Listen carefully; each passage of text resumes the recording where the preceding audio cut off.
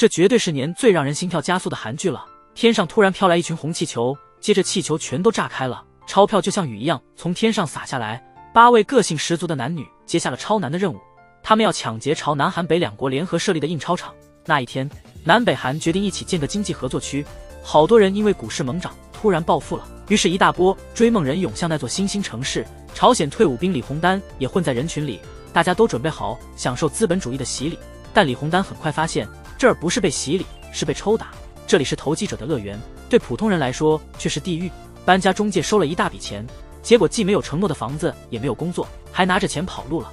为了活下去，小丹只得去打工挣钱。周一3、5在餐馆端盘子，周2、4、6在舞厅陪酒唱歌，经历了资本主义的种种苦头。客人不是想占便宜，就是放高利贷的舞厅老板早就盯上他的美色了。这一天，老板想把小美的腰子卖了，还打算对小丹施暴。尊严告诉小丹不能再忍了，于是小丹打开了封印，一招就把老板制服了，拿起手枪把那帮混混统统干掉，然后拿着所有的钱跟好友一起逃之夭夭，开始了打劫高利贷老板的生涯。结果被2国警察通缉，好友在追捕过程中被射杀了。走投无路的小丹打算自尽，却被一个自称是教授的人给拦下了。他邀请小丹一起做一扇大买卖，偷点小钱的小偷要么被追杀，要么进监狱，但是能偷到巨款的强盗能够改变世界，还能成为英雄。要偷多少钱才能改变世界呢？4兆。就这样，小丹接受了教授的邀请。为了确保抢劫成功并且安全撤退，不留下任何线索，教授让每个人按想去的地方取了个代号。8个人就这样正式组队了：精通电脑的黑客里约，酷爱拳击的街头混混丹佛，还有他那资深矿工的老爸莫斯科，诈骗高手内碧罗，各种伪装样样精通。黑道中的兄弟俩赫尔辛基和奥斯陆，最后是北韩臭名昭著的通缉犯柏林。小丹最后选的是东京。为何偏偏选择东京呢？简单，因为我们是来搞破坏的嘛。大家都挑选好以后，教授就把他那宏大的计划告诉了众人，目标是打劫南北韩共同管理的印钞局，涉及的金额高达兆。这要是成了，就是史上最大的劫案。他们能不伤一兵一卒就退出来，甚至抢劫的全程还得直播给民众看。民众不但不会恨他们，反倒会给他们鼓掌喝彩。这一切听上去简直像天方夜谭，但这男人被称为教授，所以每个细节他都精心策划好了。个月后，在100米高的水坝上，押送印钞纸的车辆慢悠悠地开过来，水坝旁边2个劫匪正在用绳索攀登。这时前面的校车突然停了，阿西警察被那突然的刹车吓了一跳，没给他们求援的机会，里约就按下了手里的遥控器，校车的门缓缓开了，头戴面具的红衣劫匪举枪朝天就是一顿扫射，这直接把警察吓坏了。劫匪们很快就和工作人员换了衣服。这时候印钞局里，一群学生被邀请来参观。东京和内碧罗伪装成学生混进了人群，但是过安检的时候，女职员发现了包里的武器，她想趁机拉警报，但机智的东京哪会给她这个机会？安保已经察觉到了不对劲。然而此时运钞车的门被慢慢打开，一群戴面具的劫匪已经走了出来，他们接过枪朝天就是一阵扫射，动作熟练经验老道，一点也不犹豫。人质很快就被蒙上了眼睛，带到了大厅。男的站左边，女的站右边，都在那儿抖个不停。柏林叫大家冷静点，只要大家好好配合，他保证没人会出事。画面一换，莫斯科已经把保险库门给撬开了。他们看到这么多钱，都兴奋地跳了起来。丹佛和里约甚至把钱堆成床铺来睡。这波操作可是让无数人羡慕不已，简直太让人眼馋了。很快，东京带着3名劫匪一手提前朝大门外走。胖子跟他情人说，这帮人一拿到钱就会走的，所以没啥好担心的。可他还是忍不住偷偷掀了掀眼罩，结果看到4个人按下了警报器，还把大门打开了。这操作让他一头雾水。这时候柏林注意到胖子偷看了，教授虽然叮嘱过他们别伤害人质，但吓唬吓唬这胖子还是没问题的。警报一响，教授也开始倒计时了。分钟后，附近的警察就闻声而来，看到只有4个劫匪就开火了，双方马上就打起来了。但他们不知道已经中了教授的计。里约因为太紧张，没啥战斗经验，一不小心给子弹打中了。大家慌乱中赶紧把他拖回屋里，看着里约不知死活，大家都急坏了。抢劫才开始没多久就有人倒下了，后面的计划还怎么继续啊？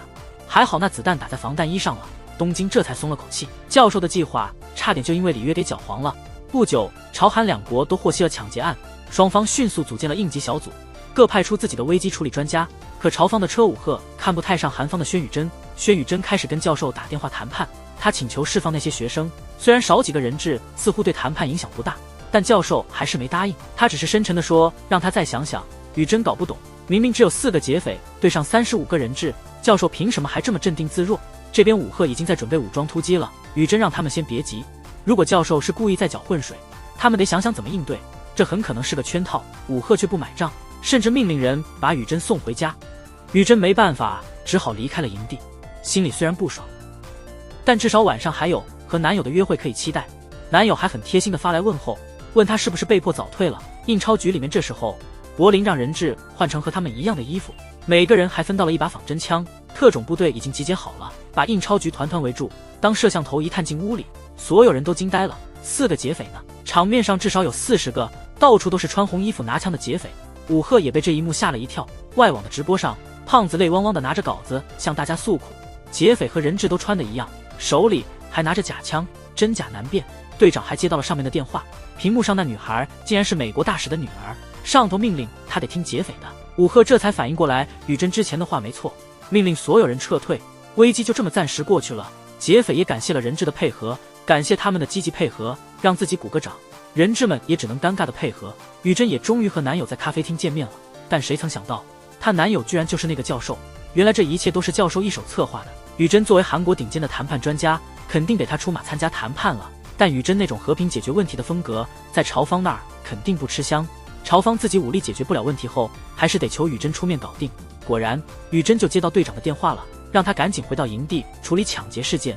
教授接近雨珍的目的显而易见，下一步两国的动向都会落在他掌握里。抢劫案开打，教授就占了上风。而这仅仅只是个开始，教授还有什么震撼的计划呢？在这个竞争激烈的社会里，不学点管理学，连劫匪都做不了。8个劫匪占领了印钞厂。人质被分成了3组，一组负责日常家务，一组下地道挖隧道，另一组则是全力印钞，6小时轮班制，连我都觉得羡慕。表现好的还有额外的小奖励，那的苦日子顿时就不香了。教授的原则是最大化利用人质，把工作效率做到极致。他那人性化管理让劫匪人质相处得挺和谐，但总有划水偷懒的家伙。胖子跟大伙说，他们已经认出劫匪的面孔，一旦地道挖通，就是劫匪的末日，所以得自救。他打算找通讯设备联系警察，需要志同道合的伙伴。眼镜挺身而出加入计划，故意弄伤自己，争取出去的机会。莫斯科和儿子看人受伤，急忙开门。胖子抓住机会溜了出去，因为没门禁卡，只能尾随丹佛。这时候东京突然出现了，胖子慌忙找地方躲。东京那警觉的感觉发现了点异样，慢慢朝胖子靠近，但他检查了一圈也没发现什么。看着东京转身离开，胖子总算松了口气。正当他准备继续前进，你是在擦地板吗？胖子这一出可真是搅局了，人质全都聚在大厅里。柏林让他们像南北韩一样重分组，互相看着点。他警告大家，再发现谁耍心眼，就让那人见识下死字怎么写。东京对柏林的作风可不高兴，他觉得这违反了教授的人性化管理。胖子被抓后还没放弃，他对他的情人美善说，他办公桌里藏着一块很便宜的智能手表，本来想送给美善当礼物的。他们可以用手表通知警察劫匪的印钞行为，警察肯定会立刻行动，所以美善你得找到那手表。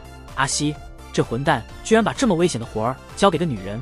美善当然不想冒这风险，但胖子告诉美善，他发现自己是真爱美善，所以他俩得活着一起走出去，谁会信一个渣男的鬼话？这时候丹佛注意到他俩窃窃私语，胖子就谎称美善怀孕了，感觉不舒服。善良的丹佛竟然给美善安排了单独的房间。美善把计划告诉了安妮，于是安妮找借口把监视他们的里约叫来，说自己亲戚来了得去厕所一下。美善趁机溜进局长的办公室，他在抽屉里找到了手表。正当他用手表拨通警察，丹佛冲了进来，美善只好挂了电话。这边专案组已经侦测到了求救信号，难道劫匪没收走人质的通讯工具？丹佛一把抓住了美善的手，以为发现了什么，没想到丹佛只是关心美善受伤的手。他一边拉着美善，一边找胖子，还告诫的对女人温柔些。看丹佛要收拾胖子，美善赶紧去劝阻，顺手把手表塞进了他口袋里。为了摸清报警的人质有没有露馅，雨珍给教授打了个电话，问人质的手机是不是都收好了。毕竟如果真有紧急求救，救人是他们的天职嘛，不会有那种事的。这虽不是啥豪华酒店，但待着也还算过得去。雨珍听完就放心了，确定那帮劫匪们还不知道手表的事，他马上叫技术员给手表装个监听器。胖子想上厕所时用手表打个电话，可丹佛坚持让他厕所门开着，胖子没辙了，只能裸着让丹佛盯着。通完电话后，教授感觉肯定有问题，就找借口让雨珍去咖啡店吃饭。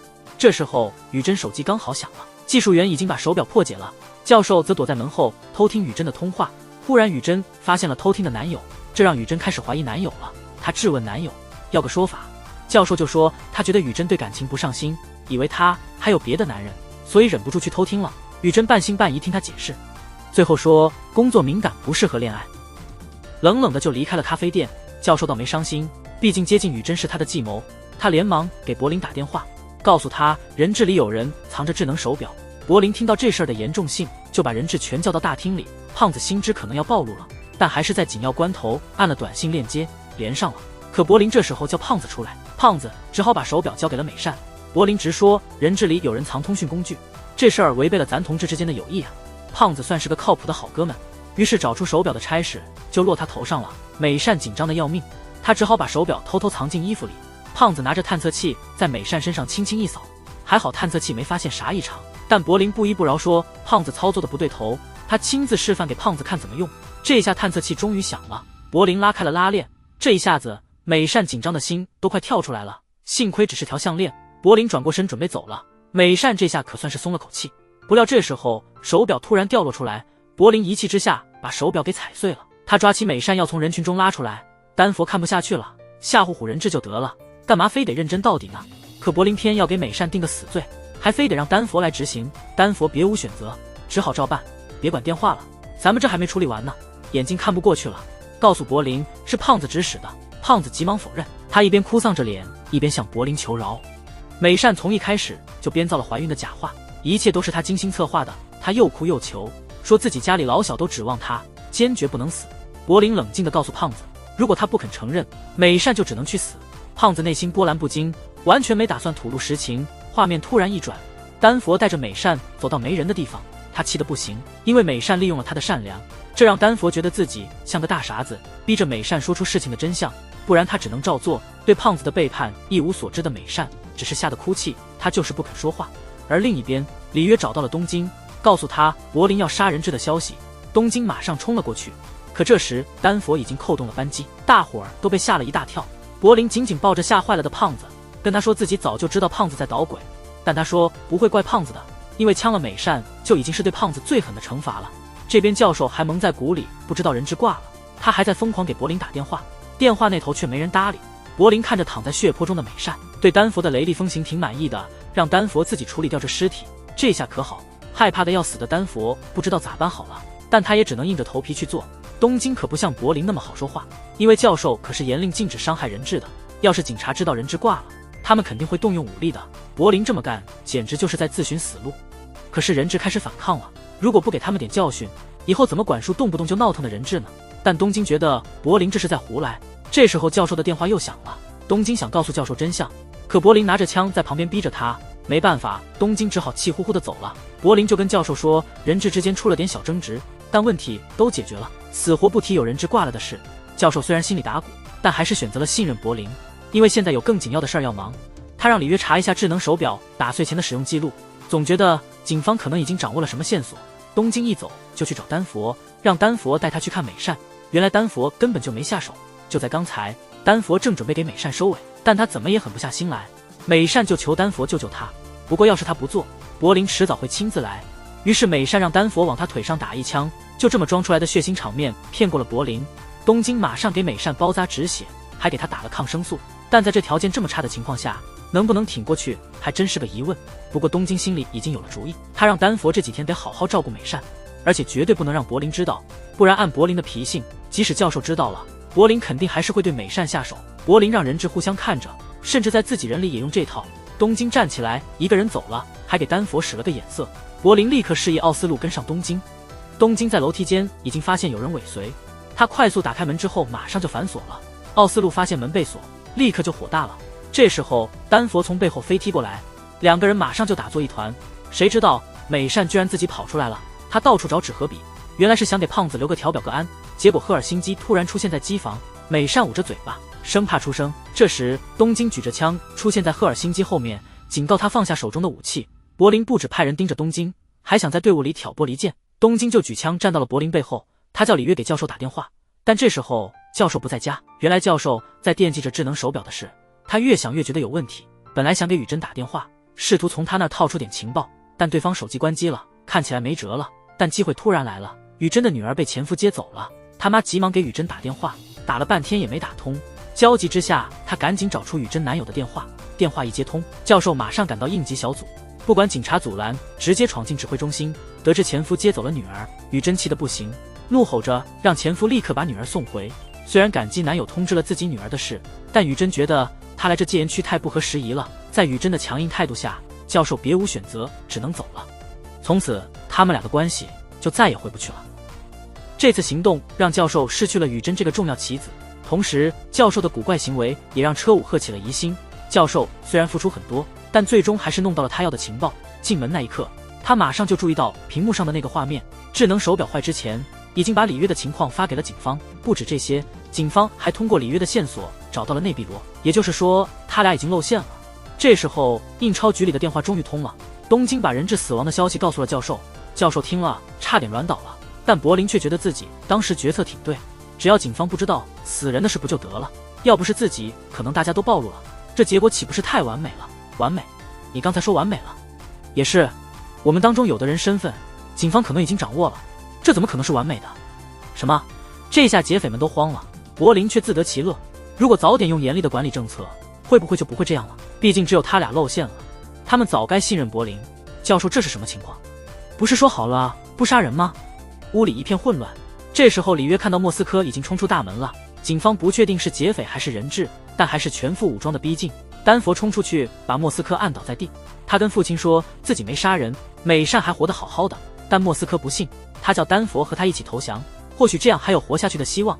这会儿红外线已经锁定他俩了，危急时刻柏林他们也不能不管那对父子，他硬是拉着人质一块儿去救人。只看见一帮红衣面具的劫匪冲出大门，他们把那对父子围得水泄不通，警察分不清谁是劫匪谁是人质，不敢轻易开枪。丹佛赶紧叫东京告诉他们美善还活着，莫斯科这才信了丹佛的话。旁边的里约却开始胡闹，因为他根本不知道这回事，硬逼丹佛说清楚，俩人就吵起来了。丹佛一怒之下把里约推倒了，枪也掉地上了。胖子赶紧捡起枪，命令劫匪放下武器。警察看傻了眼，一时搞不清状况。东京他们只好随机应变，大家都放下武器跪了下来，把胖子搞成劫匪的模样。而胖子还沾沾自喜，想射击劫匪。警方已经把胖子当成劫匪了，开枪了，胖子就这样倒在血泊里。警方发现面具下的那个人居然是印钞厂厂长，警方一瞬间乱作一团，劫匪赶紧把胖子抬回去。糟糕，命令取消，赶紧撤回来。收到。胖子被误当劫匪射成了筛子，命悬一线。宇珍建议派医疗队进印钞局救人，教授为了救胖子同意了警方的条件。车武赫看准了这是混进敌人内部的好机会，他主动请缨要混进救护队，偷偷召集了特种部队，准备使个声东击西的计策。结果他刚进印钞局就被教授识破了，但教授让柏林他们不要慌，手术进行得正紧张。教授让里约监控所有摄像头，他怀疑警察正打算突袭进来，他的直觉没错，特种部队正打算通过通风管道悄悄进入印钞局。里约找了半天也没看出什么端倪，教授是不是还有什么地方没掌握呢？这时教授注意到了武赫眼镜上的变化。什么变化？那副眼镜里会不会藏着什么玩意儿？可能是窃听器，甚至还有摄像头。他们要是想往外转信息，肯定有原因，就是办公战术。教授把警方的策略分析得头头是道，是想用武赫分散咱们的注意力，然后悄悄派人进来。里约紧张的不行，教授让他淡定点，照他的计划执行就行了。然后里约就在武赫手机里装上了木马，换了一个新面具。手术结束之后，武赫带着人走进了大厅，发现所有人都换面具了，他感觉情况不妙，队员一进来就能被立马识破，所以他一拿到手机马上冲出印钞局，大喊着要停止计划。指挥部的宇珍也看出了劫匪的动静，他立刻叫特种部队原路返回。大家刚撤离好，东京他们就冲过来了，幸亏及时走了，不然肯定要打一阵翻天覆地。但东京他们不知道有个特种部队的成员没走，他偷偷留下来混进了人质里，一件大事就要出乎教授的预料了。我刚才说的要把东京交给警察不是开玩笑的，就在刚才劫匪们在一次交锋中赢了警方，现在就内部有人出卖了。他想从里约嘴里套点什么出来，毕竟里约一直对东京有意思，但这小子什么情况都不清楚。不过这不影响他把俩人给关起来。另一边丹佛在等着东京和里约来给美善手术，开门一看却是柏林。看到美善还活着，柏林火大了，如果让人质知道他们只是在吓唬人，还怎么管住这帮人？所以美善必须得死。丹佛拦在柏林面前告诉他，想弄死美善得先从自己人身上踩过去，到时候柏林得跟教授好好解释解释。可柏林根本不在乎这些威胁，今天美善必须得死，就算耶稣降临也救不了他。就在两人对峙紧张时，内比罗带着东京和里约冲进来制服了柏林。你们这是干嘛呢？那是什么东西？原来就在丹佛故意弄乱医疗器械，顺手拿走了手术工具的时候，美善给胖子的留言不小心掉出来了。内壁罗才知道人质没死的事。他虽然一直是柏林的人，但这回柏林真的做得太过分了。他虽然是个骗子，但没那么残忍。而这时候美善伤口发炎开始抽搐，东京催促李约快点动手术。这个黑客一家都是学医的，自己却怕血，尽管心里害怕的要命，但眼下救人要紧，只得硬着头皮上。好在最后李约还是战胜了自己，美善也终于得救了。教授知道美善还活着挺高兴，他的计划还能继续。东京觉得柏林不适合当队长了，他让教授惩罚柏林，然后柏林就被缴了械绑了起来。但柏林一点都不急，因为接下来的大事还得靠他来收场。为了让人质更配合，东京他们就把柏林被罚的事告诉了人质，让美善回到了人质中。大家看到美善还活着都挺高兴，原来除了柏林，其他劫匪都还算不错。在东京的人性化管理下，人质们变得很合作，所有事情看起来都挺顺的，甚至连宇珍也找回了教授。因为误伤人质的事情，他也压力山大，巨大压力下他需要找人倾诉，两人就一路聊到了床上。这时候那个潜伏的特种兵开始拉拢人质，想揭露教授。胖子举双手表示同意，他就出主意把丹佛控制起来，然后开始审问。他这么干不单是为了活下来，还想着要好好教训丹佛一顿。因为美善回来后根本不搭理他，反倒跟丹佛眉来眼去的，这让他心里那个难受啊，就像戴了绿帽。美善当然不愿意这样，他的命可是丹佛救的呢。胖子逼着美善的表个态，不管丹佛有多好，他毕竟是个劫匪，跟警察站一边才是正确的选择。美善没辙，只好照做了。丹佛那时候满脑子都是美善，突然有人质递给他张纸条，原来是美善想叫他去仓库说会话。一心只想见美善的丹佛就自己一个人去了仓库，结果一进门就被人给打晕了。醒来时发现自己已经被特种兵制服了。角色换了之后，胖子得意洋洋，逼着丹佛说出教授是谁。丹佛死活不肯说，没办法，特种兵只好撤了。外头已经有一大堆部队在集结了，他得在里面搞点乱子，弄个内外夹攻。于是他就按下了火警按钮。人质听到警报声都慌了，可特种兵哪管那些，完全不在乎人质的生死。他手里拿着灭火器，对准人群就是一通喷。显然他就是想让人质更慌才爽。特种兵一走，胖子就开始对丹佛拳打脚踢，那嘴脸比劫匪还像劫匪。胖子大吼大叫，确定美善肯定跟丹佛有一腿。这么一想，他更是气不打一处来，要把丹佛干掉。可美善却端枪指着胖子，叫他别动，不然他真的会再给胖子来一枪。胖子这时候简直疯了，枪都顶到自己头上了，让美善试试开枪。就在这时，丹佛趁机把胖子给踢倒了，然后挣扎着站了起来，一脚就把胖子踢晕了。这边印钞局里乱成一锅粥，明明没火，还响起火警。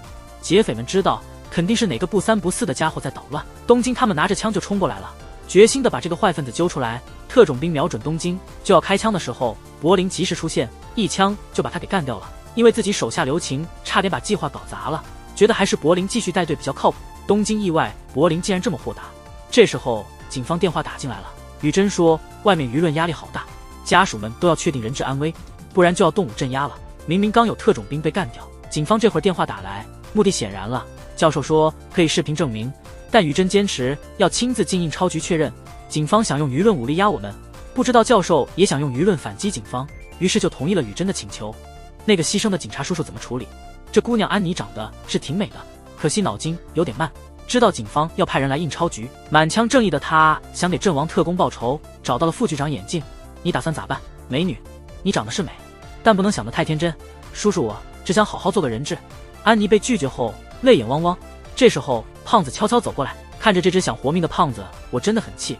胖子跟他俩说他有个绝妙的主意，把劫匪有多少人，还有偷印钞票的事都写在纸条上，偷偷传出去，警方肯定会赶紧来救我们。可他现在已经被劫匪盯上了，所以让眼镜偷张钞票出来，这计划挺靠谱的吧？传递纸条的任务就给安妮了，毕竟你是美国大使的闺女呢，就算劫匪发现了，他们也不会真伤害你的。计划看着挺完美，胖子也能摆脱嫌疑，换成别人早就让胖子走人了。但谁都没想到安妮竟然同意了。这三个傻瓜就开始了他们所谓的完美计划。印钞局外人质的家属都来齐了，大家都在焦急的等待。宇珍带着摄像师进了印钞局，没想到迎接他们的柏林居然没戴面具，直播上的人都惊呆了。劫匪露面，大家都明白这意味着什么。很快指挥中心也查出了柏林的身份，人质一个接一个的被带出来见家人。劫匪对我们还算不错。这回答不是宇珍想听的，他打算套出警察被杀的事。你是说没人被打中，对吧？结果却让他很失望。紧接着安妮终于被带出来了，她对着摄像机好久没说话，突然就情绪崩溃哭了，这让家属们都紧张起来。宇珍上前安慰安妮，抱着她告诉她别害怕，安妮手里明显有东西，正想偷偷给雨珍，却被东京及时阻止了。他找借口说安妮太激动了，需要休息，就把安妮硬拉走了。东京很快在安妮那儿找到了钞票，是谁想出来的这点子？安妮虽然有点傻，但还挺讲义气，她没出卖胖子和眼镜。柏林又回到了大厅，这时雨珍提出要把所有人质都带出来确认。一个个查太浪费时间了，柏林同意了这个提议，于是所有人质都被带出来了。雨珍拿着清单对着人质一个个核对，家属们看到亲人都还好，都松了口气。但当大家以为一切都结束的时候，还差一个人，这才是雨珍真正的目标，把死去的特工也加进人质名单里，目的是想通过直播让所有人都知道这帮劫匪是多么凶残。怪不得柏林没戴面具，原来他们早就打算杀人灭口。家属们情绪都激动极了，都强烈要求放了人质，否则就要冲进去。看来效果已经出来了，雨珍就提了个解决的办法，先放了学生，可以缓解舆论压力，你们也可以安心继续抢劫，我们双方才能继续平静的谈判。柏林一把抢过名单直接撕毁，他大骂警方全是骗子，这家伙根本就不是印钞局的，他明明是个警察，而且这个人现在还活蹦乱跳的。于是大家都震惊的目瞪口呆，特工就被带了上来。原来当时柏林只是打中了特工的防弹衣，因为特工身上有防弹衣，所以没死。教授让所有人都隐瞒特工还活着的消息，就是为了这最后关头的反转。柏林把特工潜入里面干的坏事都说了，为了抓到他们的头目，不管人质的安全故意闹乱，还和外面的部队密谋武力镇压。警方不顾人质，采取武力镇压的举动，让家属和所有直播观众都怒不可遏，舆论也开始偏向劫匪这边。柏林最后的话简直是给警方致命一击，大家都知道我们只是来抢钱的罪犯，就算这样我们比任何人都懂得生命的价值，至少比这些警察清楚得多。如果在这印钞局有人非得死，那我柏林排第一个，我不会让任何人死在我前面。雨珍的计划完全泡汤了，他垂头丧气地离开了印钞局，警方一时间也成了众矢之的。而劫匪们正在大声庆祝他们的胜利，让他们更开心的是，莫斯科拿着一把土走进来了，这意味着水泥地面已经被挖通了，逃生通道快建成了，到时候就能拿着钱从这儿撤了。教授这回绝对把警察玩弄得团团转，警察看起来像是被打败了似的，没办法还手。但是出乎意料的事情发生了，武赫开始怀疑雨珍的男友就是教授，他甚至掌握了一些证据。他深夜拜访教授，目的是揭穿他的伪装。他是那种让所有间谍都害怕的特工，不仅动作快速，而且特别狠。现在他出现在了教授家里，知道武赫是雨珍的同事后，教授热情地招待了他。但武赫借口去厕所，闯进了教授的作战室，离开的时候还顺手带走了把美工刀。教授发觉不对劲的时候，武赫已经联系了指纹专家，而更大的危机正悄悄逼近。雨珍在衣服口袋里找到一片钞票碎片，是安妮趁乱塞给他的。这些劫匪居然在里面印钞票。警方最终知道了劫匪私下印钞的情况，调查出来的数额是高达兆韩元。因为即将举行的经济峰会要增发兆韩元，劫匪打劫印钞局不只是为了钱，背后还有不可告人的政治目的。雨珍怎么都联系不上武赫。这时候前夫金议员通过媒体呼吁劫匪自首，他们决定暂时不监听劫匪的行动，只要自首就不追究。雨珍看着伪善的前夫，猜他肯定有什么图谋，于是他找金议员了解实情。果不其然，他有不良用心。金议员用非常手段收买了一个劫匪，他打算让这个劫匪偷偷放走或者干掉安妮，这样他就能名正言顺地对劫匪发起攻击。雨珍知道计划之后气得不行，大骂他根本不顾其他人质，坚决反对他这么做。但金议员只想着自己的利益，完全不听雨珍的。原来不久前，美国大使对两国政府的无能表示不满，警告金议员如果救不出女儿，金议员和他的金主吴先生就完了。经济峰会上金议员一个好处也捞不到了，他苦恼极了。这时候吴先生想出了个计划，那就是让他们控制的劫匪放了安妮，万一救不成就干掉安妮，这样他们就有借口发动武装袭击了，还能把安妮的死推到劫匪头上，这样美国大使就没法怪他们了。面对将要丧命的人们，雨珍急得不得了，他做出了一个貌似不理智的决定。他给教授打了个电话，告诉他劫匪里有叛徒，想要杀害安妮。教授一接电话就赶紧告诉了里约，但是安妮已经收到了暗示他的小纸条，让安妮去一个指定的地方，知道安妮有危险。东京他们开始到处找安妮，这石门后的炸弹突然爆炸了，大家都被爆炸声吓坏了。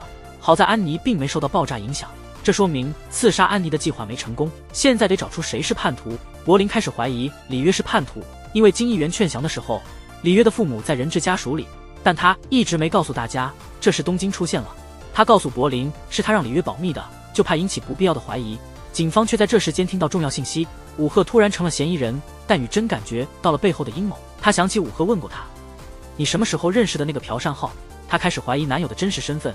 武赫在等待指纹检测结果，突然几个警察出现了，他们直接给蒙在鼓里的武赫戴上手铐。武赫感觉到事情不对劲，赶紧把一名警察制服做人质。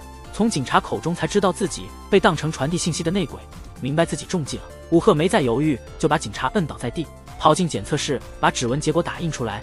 逃出来后，他给雨珍打电话，可惜雨珍没开手机，武赫只好给他留言：朴善浩，他就是教授。整天都没等到雨珍的回复，于是他夜里悄悄来到雨珍的家，教授已经在那里等他很久了。教授刚回家就看到了他的女友，谁知道一进门，雨珍就用枪对准了教授，因为他已经开始疑心男友了。教授想解释点什么，可雨珍压根不听，坚持要上2楼看看。结果房门一开，里面却空无一人。雨珍意识到自己冤枉了男友，从此他们的关系就完了。教授本来只想把雨珍当棋子用，但看着离去的雨珍，他的眼神里不由得露出了留恋。原来他已经不知不觉爱上了这个女人，但现在没工夫谈情说爱。他拉开了浴室帘，发现所有通讯设备都扔在浴缸里了。原来就在教授告诉李约有内鬼后，他私下里给李约下了个命令，就是利用武赫的手机发信息，让警方误认为武赫是内鬼，所以柏林才会对没和他们一起行动的李约起疑心。现在真相明了，但柏林还是不放过李约，因为他觉得李约可能是最大的叛徒。几个人还在那吵得不可开交，胖子却悄悄把工具藏进了抽水箱。那名特工趁机把工具拿了出来。当奥斯陆进入人质房间时，特工趁机拿起钢管。教授刚上线就看到了这一幕，他大喊糟糕，但已经晚了。雨珍拿起对讲机发了指令，通知所有抗击小组，现在开始切断印钞局的所有电源。人质为了活命，想尽办法从2楼跳下来。就在胖子带着安妮跳下去的时候，没想到柏林突然出现，一把冲上前把安妮抱住。本来以为能逃出升天的胖子，现在悬在半空中，心情郁闷到极点了。就在刚才，那位仁慈的劫匪放了普特工一马，他找到机会拿起铁棍狠狠朝奥斯陆头上砸去。监控里教授正好瞧见这一幕，他想阻止都来不及了。这时候警方把电都切了，人质们慌成一团，一个个往楼顶跑。劫匪之间也起了矛盾，柏林开始疑心是里约跟警察里外勾结，气得里约差点一枪崩了柏林。可这会儿真不是内斗的时候，莫斯科刚启动了备用电源，警察就炸门冲进来了，枪战一触即发的紧张局面。好在东京勇猛得很，用重火力把警察给逼退了。普特工直冲里约的办公室，把所有设备都给砸了个粉碎。这下教授跟印钞局的通讯全断了，劫匪们现在只能靠自己了。人质们已经跑到楼顶，用警察的充气垫一个个跳下去。等柏林他们赶到的时候，人质逃跑了一半。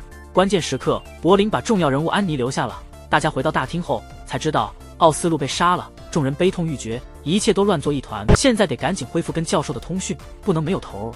可如果他们不找出谁是内鬼，什么努力都白费。柏林又一次枪指里约，心里坚信里约就是内鬼。可这举动激起了其他人强烈不满。柏林枪口转向所有人，告诉他们不管谁是叛徒，他绝不手软。突然他手抽搐着，然后就倒地不起。这时内壁罗悄悄溜到暗处打电话，电话那头是金议员。原来金议员绑架了他的儿子，用孩子的命逼内壁罗听他的。内壁罗没辙，只能照做。教授失去印钞局联系后，急匆匆赶到郊区的废工厂，找到了他的另一伙人，带头的居然是颜真。车武赫也被教授关在这里了。教授把今晚印钞局发生的事都告诉了颜真。颜真试探着问教授是不是要提前动手，但教授坚持按原计划行事，还让他这些天好好盯着雨珍的动静。现在除了教授是谁还不清楚，其他劫匪的模样警方都掌握了。他们还发现柏林有家族遗传病，时不时身体就控制不住了。在朝鲜的时候，每天都遭受严刑逼供。那时候看守柏林的就是全龙秀。巧的是，全龙秀这次作为朝鲜代表来参加经济峰会。今天他刚入境就见了金议员。东京他们也知道柏林生病的事了。柏林倒是看得很开，跟东京说参与这次行动不是为了钱，但没告诉他真正的目的是啥。现在的局面已经超出了教授的预料。谁想到柏林突然拿枪挟持了东京，里约看了吓一大跳。柏林大吼东京是内鬼，然后就把他俩绑在平板车上，打算把叛徒东京推出印钞局。里约为了救东京，只好说自己是叛徒，但大家心里都清楚，里约只是想救东京。内壁罗在一边看着，心里挺挣扎，但最后还是没吐露真相。结果东京还是被柏林推出去了。警察赶快上前把东京控制住。东京被警察带走之后，柏林枪顶着安妮走了出来，让警方把全龙秀带过来，不然就把安妮碎尸万段。看这情况，柏林真的疯了。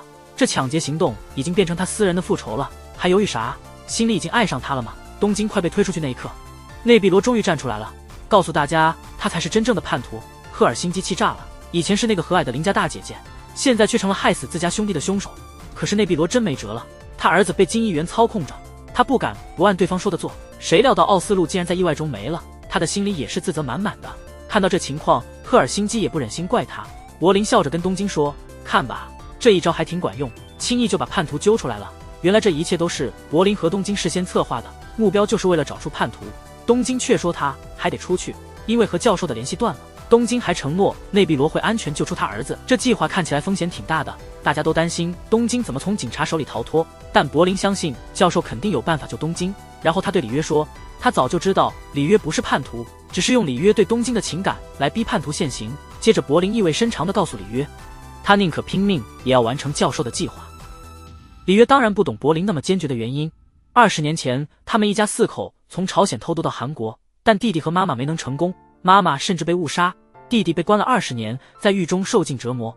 20年后，哥哥宋善浩，也就是教授，终于找到了多年失散的弟弟宋仲浩。尽管柏林对爸爸和哥哥留他一人不怨恨，那时候他们也没办法救他，但他对教授的亲情并不深。教授却告诉柏林，他们爸去世了，为了把柏林从监狱里救出来，这是需要很多钱，所以爸爸在抢银行时被警察射中了。柏林听了很是感动，原来他不是被遗弃的孩子。教授拿出他小时候画的全家福，告诉柏林他们兄弟俩要一起完成爸爸的遗愿。没曾想教授和柏林竟是亲兄弟。这么看，柏林所有极端的做法都是为了确保计划成功，没有一点私心在里面。内碧罗坦白后很是自责，觉得自己不再适合参与抢劫，就把印钞的细节交代给了赫尔辛基。没想到赫尔辛基反而告诉他，奥斯陆要是知道他的难处，肯定不会怪他，连我自己都不会责怪内碧罗。看着这情况，内碧罗忍不住大哭起来，然后就和别人紧紧抱在一起。现在劫匪们之间的误会也解除了，只差跟教授联系上继续计划了。另一方面，东京被警察逮住之后，立刻就开始接受审问。宇珍试图从东京这儿套出教授的真身份，甚至还用上了测谎仪。东京觉得不妙，立马把桌子踢翻，决定要先把他转移。警车开到山路上的时候，一群武装人员把他们包围了。在武装人员的威慑下，警察很快就放下武器投降了。这就是教授的紧急应变计划。首尔他们一开始就没进印钞局，就是为了关键时刻能派上用场。东京很快就和教授取得了联系，一帮人戴着面具，穿着红色连体衣冲进房间。观众最开始以为这是游戏，没想到到头来竟然是真枪实弹。宇珍也听到消息赶过来了，他让东京把孩子交给他，毕竟跟身为警察的他在一起最安全。东京犹豫了一下，还是把孩子交给了宇珍。印钞局门口这边，全龙秀终于出现了，泪流满面的求柏林原谅，还说千万别伤害人质。但接下来他又换了个说法，说自己已经受到了应有的惩罚。柏林为了报复，残忍地害死了他女儿，他已经受到了惩罚，所以他们之间的恩怨就算是扯平了。柏林现在完全是不讲道理，围观的人群和记者都开始指责柏林。全龙秀在一旁偷着乐，突然情况发生了变化。首尔他们通过直播告诉大家，金议员为了经济峰会不惜绑架内碧罗的儿子，还想杀掉安妮。这消息一下子让所有人都震惊了，还没等众人反应过来，首尔摘下面具又爆出一个大新闻，原来她就是全龙秀说的那个女儿。只是事实是他从小就被全龙秀，为了能留在他身边，首尔就在监狱医务室待着，白白受着折磨。只有柏林不怕全龙秀，还敢顶撞他。金议员知道自己被揭穿了，气得要命，大叫着让技术员赶紧切断网络，可大家都搞不定。柏林接着发了个声明，这些人啊，想杀了这个孩子，他们能得到啥？经济合作、和平统一，南北老百姓的幸福生活？扯淡，他们根本不在乎这些。他说的跟我想的一模一样。你们看看，钱到底是啥？不就是一叠纸吗？钱这东西在这儿随便印，但决定印多少钱、用钱干啥的人就是小偷，他们不是应该被阻止吗？因为这纸房子本来就应该属于人民。来吧，我们现在说说谁是小偷，谁才是真正的主人。民众开始倒向劫匪这边了，全龙秀气得咬牙切齿，面对记者的疯狂提问，只能赶紧溜了。柏林赢了一场漂亮的仗，但他力不从心又倒下了。东京都不知道柏林还能撑多久，连深爱他的首尔也摸不着头脑。连那些对劫匪有成见的安妮都开始改观了。教授站在天台告诉东京，最后的大战就要来了。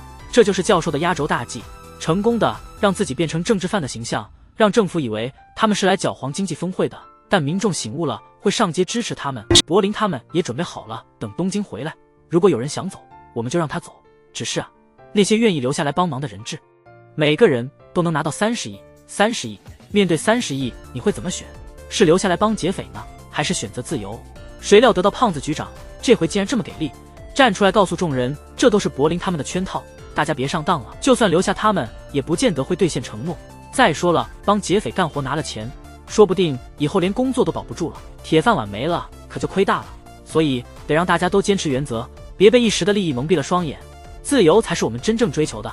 可还没说完就被安妮嘲笑了。已经逃出来的人质本该把胖子自私胆小，屡次把大家置于危险中的举动报告给当局。说到开除，胖子肯定排第一个。阿西，妹子，没听过打人不打脸吗？以后怎么好相见？柏林也不多说什么了，命令人把新印的钞票拿上来，告诉人质可以先付点钱，还说有办法让这些钱不被警察追回。不过这个方法现在还是个秘密。接着就开始挨个说服人质。这时候胖子的真性情终于掩不住了，找到柏林说自己愿意用钱帮忙。看看局长果然是局长，见风就是雨，识时务。美善和丹佛的感情迅速加温，已经到了非你不可的地步。但莫斯科知道儿子跟美善的时候，竟然不同意这门亲事，让丹佛清醒一下。他妈妈当初看上他以为是因为帅，谁知道最后是看中了他的钱，最终还是丢下了他们父子。现在丹佛手头有钱，再加上美善还是人质，告诉你，美女是靠不住的，男人大可不必为娶妻发愁，别让爱情冲昏了头脑，赶紧跟美善划清界限。听了父亲的话，丹佛顿时痛苦万分，没有父母祝福的婚姻怎么会幸福？于是他改变了之前的态度，决定让美善离开印钞局，我不再对你感兴趣了。这话让美善心都碎了，没想到丹佛跟胖子是一路货色，用完就甩。这边大家正忙着准备迎接东京，车武赫却没人搭理，关在一旁的武赫也挺能忍，为了逃命竟然轻断自己的大拇指。他逃出来后发现首尔他们挖的地道肯定直通印钞局，他打算把这消息传出去。雨珍这边也发现了大线索，原来那个老糊涂妈突然清醒了，再想想男友莫名其妙出现在自己生活里，还那次私闯对抗小组，心里突然一凉，莫不是男友就是教授。果然发现他和柏林是亲兄弟，这真相让他难以接受。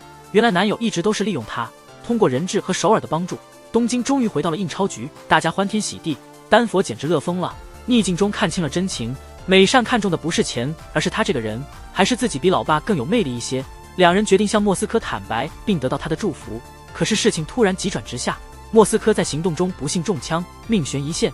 东京还传来更坏的消息，他们只剩1天时间来完成计划了。首尔他们回到营地，发现武赫逃了，大家急忙到处找，教授的计划就快成了，现在绝不能有任何差错。幸好武赫没逃多远，最后被包围的他，武赫狠狠地瞪着教授，然后推到马路中间。一辆车祸的巧合让他被撞倒，人群赶紧围到事故现场。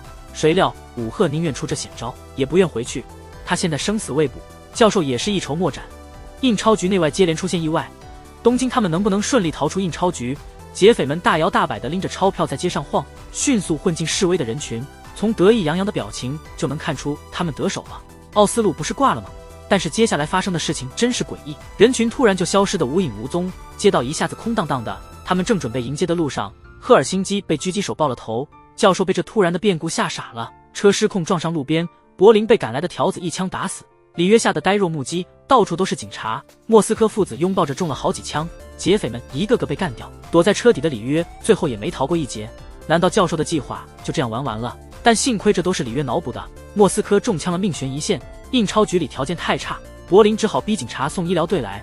然而金议员让柏林把伤员送出去救，得知只有出去才能救治，莫斯科坚决不愿意，他宁死也不想再蹲监狱。让丹佛赶紧挖通地道，这是他们唯一的生路。丹佛虽然心痛，但也得执行。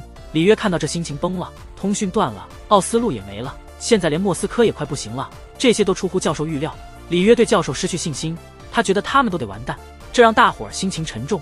丹佛哪管那么多，挖通地道，把老爸送去治疗才是要紧的。于是他带着赫尔辛基拼命挖土，这边武赫被警察送医院了，还安排了一大帮警察守着，教授根本没机会动手。首尔建议他用宇珍这个王牌，但他们现在关系微妙得很，教授犹豫不决。这时宇珍突然打电话过来，叫他一起去医院探望武赫，这正是教授所愿。但他不知道宇珍已经识破了他的真身份。宇珍一到病房就借口去问医生病情，只留下教授一个人，望着还在昏迷的武赫。教授掏出了毒针，他怕武赫醒来把他们的秘密窝点供出去，但最后他还是没下得了手。他打定主意得找到教授的藏身之处，一网打尽。好在教授早就给宇珍的手机下了手。首尔发现宇珍一直在盯着教授，教授得知后到处翻找，果不其然在衣服领子后面找到了追踪器。宇珍带着警察赶到的时候，只看到教授的衣服扔在椅子上，两人之间的伪装终于撕破了。宇珍因为擅自行动被上司大发雷霆，暂时停职了。地道里的里约情绪已经平复，终于听到对面传来声音了，地道快挖通了，两人超级兴奋。这时候美善跑来说莫斯科撑不住了，看着就要走的父亲，丹佛悲痛的不行。莫斯科临走前叮嘱丹佛要照顾好美善，说完就走了。失去了父亲的丹佛像丢了魂一样，拿着镐子拼命地挖，终于把地道挖通了。可惜莫斯科看不到了。第二天，大家都聚在大厅，今天就要离开印钞局了，计划就要大功告成。但这时金议员告诉队长，在经济峰会上1000字就得对印钞局发起总攻，还要无差别射杀。队长虽然震惊，但也只能服从。峰会紧张地进行着，教授也在基地里最后指挥。没想到宇珍竟然找到这里，他枪指着教授让他投降。教授就跟宇珍说，他做这一切不是为了钱。原来金议员早就找过教授，用他的理论开发经济区，以为能让人民过上好日子，结果那些权贵只是想发自己的财，所以他要揭露这些人的真面目。宇珍听后心里挣扎极了，他还没做决定，教授就迅速反戈一击了。他眼里含泪，说着对不起，但还是狠下心来，扣动了扳机。无论是炼狱或者是地狱，我都愿意和你同在。里约这招撩妹真是满分。